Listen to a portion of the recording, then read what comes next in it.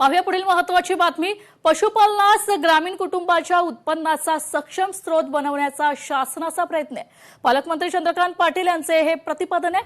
पशुसंवर्धन व दुग्ध व्यवसाय हे कृषीपूरक व्यवसाय ग्रामीण अर्थव्यवस्थेचा कणा आहेत। पशुपालकांच्या विशेषतः महिला पशुपालकांच्या उत्पन्न वाढीसाठी शासनाच्या विविध योजना प्रभावीपणे राबवण्यात येत आहेत।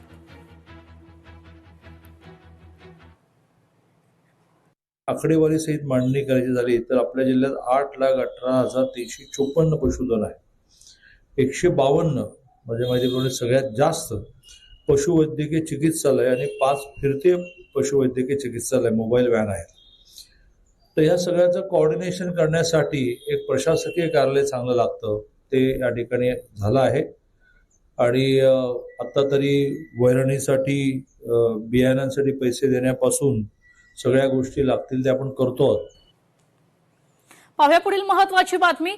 स्वतंत्र दिनी 25,000 डोंबिवलीकर विश्वविक्रमाचे साक्षीदार होणार आहेत।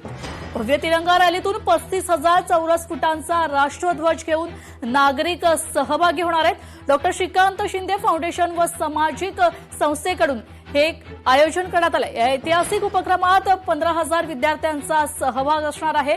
समाजातील विविध घटकांना तिरंग्याखाली एकत्र आणण्याचा राष्ट्रभक्तीचा महाउत्सव डोंबिवलीत पार पडणार आहे। स्वातंत्र्य दिनानिमित्त डोंबिवलीत विश्वविक्रमी तिरंगा रॅली उद्या स्वातंत्र्य दिनी निघणार आहे। लोकशाही मराठी ऐका, पहा, जागरूक रहा।